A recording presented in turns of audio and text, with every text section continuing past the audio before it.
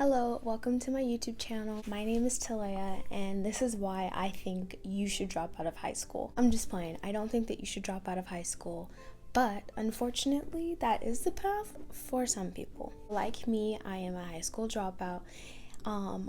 Was that something that I thought that I would end up doing? No, not at all. I was a very good student, very good. For me, was like A's and B's. I was a part of AVID. I was really looking forward to college. That's something that I had always thought about, right? 2020 kind of happened, and a lot of things happened in my life that I was not prepared to experience. Unfortunately, due to that, I ended up dropping out. Looking back, would I drop out again? No, but I made my bed and I got a lie in it. But what I did do instead is I did get my GED. So no, I didn't graduate, the stereotypical high school program, but I did get my diploma, and I'm here to kind of talk about that and to give some people more insight on the GED and hopefully help people, who are watching this that may want to get their GED. Oh, and by the way, if I'm looking down, I wrote down some notes, so if you see anything if you just see me looking down, I'm looking at my notes. So in 2020, about 75% of high school dropouts never participated in any alternative high school program, meaning only 25% of kids that dropped out entered into a program. So that's not even saying that the ones that did get their GED, but it's only that amount that decided that they were going to further their education.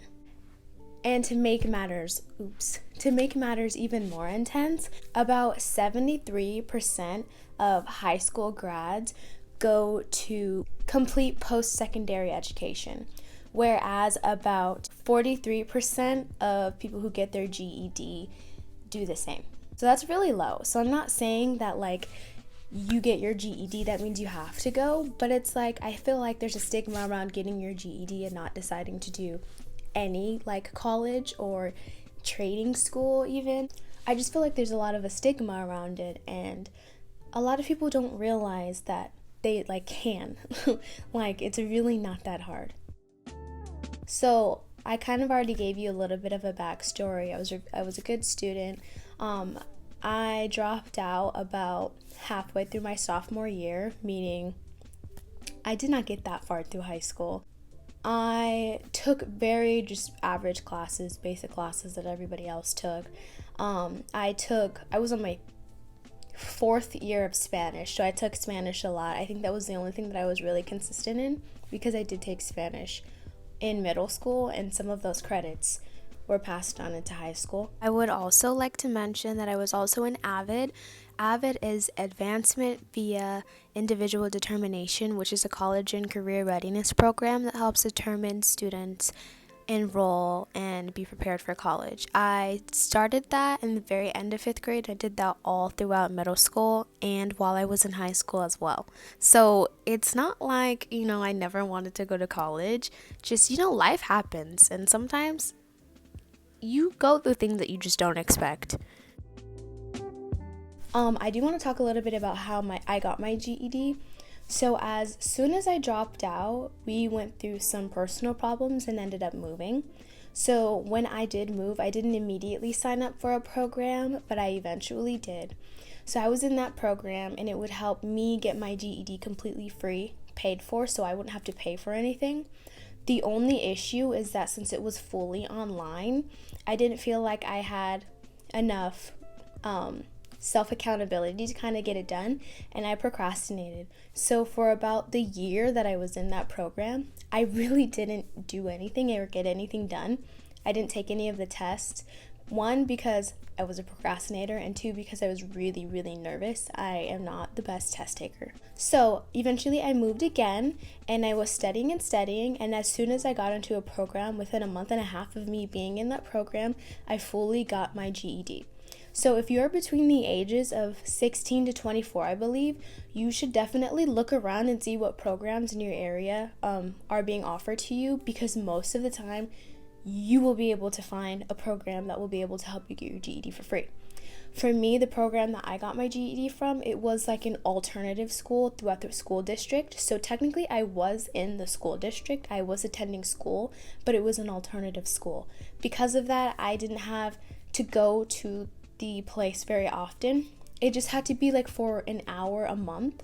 And because I was so like adamant on getting my GED, I was there way more often than that. But yeah, you should definitely look around. For those of you that are 25 and up and wanting to get your GED, I am not sure if there are programs that will help you like that, but you should definitely look around, Google it, call some places.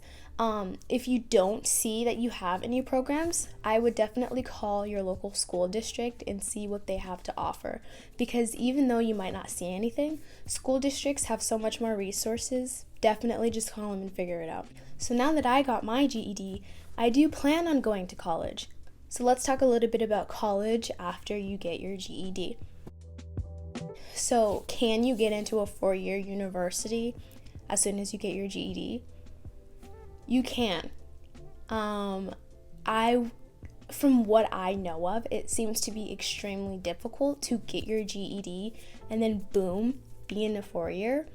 But what you definitely can do is start at a community college for about 2 years and transfer into a university, which that's what I am doing. So because of that, it's a lot cheaper, but there are pros and cons. Like if you are my age, 18, you're going to be missing out on about your freshman and your sophomore year of being at a university. So you're not going to get the college experience that, is promoted online and maybe all of your friends are having, but you're still going to get your education. If you have to go into debt, you'll be in so much less debt because you started off at a community college. It's so much cheaper. And then eventually when you transfer into a university, you will have so much less stress because it's so much less money either coming out of your pocket or loans. Advice for anyone getting their GED. What I personally would recommend is honestly just go for it.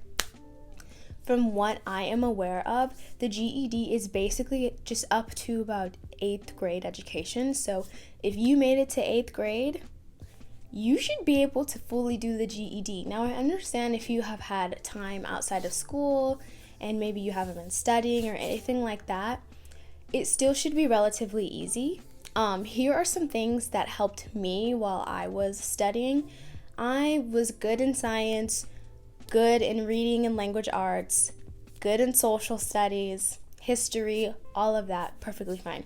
The biggest issue for me was math. So what I did is I actually found a YouTuber, which I recommend. I'll leave a link in the description box because he was really beneficial for me, and I think he'd be really beneficial for you guys as well. Test Prep Champions on YouTube, super helpful. He lays down the law. He explains things in details. He does this for a living, so it's not like he's just, pulling stuff out of his butt. He knows what he's talking about. A lot of it was very helpful, and it gave me a peace of mind when I was getting my tests done, and I passed every single test on the first try, and I give a lot of that credit to him, obviously to me because I did the work, but to him because he just very helpful. If you really struggle in math too, I recommend Khan Academy because it's free. I recommend it because it's free. You'll be able to learn everything and do everything on your own. Don't be afraid to check out the GED website and see what they have. So they do have study guides. You can also look up on YouTube study guides, but I would recommend going onto the GED website itself. Look at the study guides, look at everything that they're wanting you to know. You don't need to know everything on the study guides, but kind of be a little bit of, just know a little bit about it all. Kind of be a jack of all trades. You don't have to be a pro, but just know a little bit because the tests are randomized, so you really do not know what you're going to get. So when it comes to math, you just kind of have to, you're either going to wing it or you're going to want to know a little bit of everything. So I recommend studying some of the things that are on the study guides, and then just do that. Just do that. Also would recommend, so depending on if you want to go to college or not, and get into a university, the higher your score, the better. But you can always retake them. And it's not going to take away your GED. You already got it. So if you want to get a higher score, don't stress about getting a high score the first time. Just worry about passing. It's not hard to pass, but passing is the most important thing because that's what's going to get you your GED. And then after that, you can focus and study more on getting higher scores. I would worry about getting the highest score, the college-ready scores, way later down the road. Just focus on getting that passing score and you'll be fine. You have nothing to worry about at that point but passing. And then I would recommend continuing your education. I am not saying that you need to go to a 4-year or you need to apply and get into Harvard. I am not saying that at all because that is not something that I see for myself, nor have I ever wanted, even when I was in traditional high school and planning on going to college. I would recommend a community college or going to a trade school. People don't realize that even though you have your GED, you still make less money than people who already have their traditional high school diploma, right? So you make more than people who didn't graduate at all and didn't get a diploma, but you still make less than people who did get their high school diploma. So even if you are just going to a community college to get a certificate or to get your AA or going to a trade school to become proficient in some sort of task and skill so that way you can monetize that, I just recommend still expanding your education and learning something else.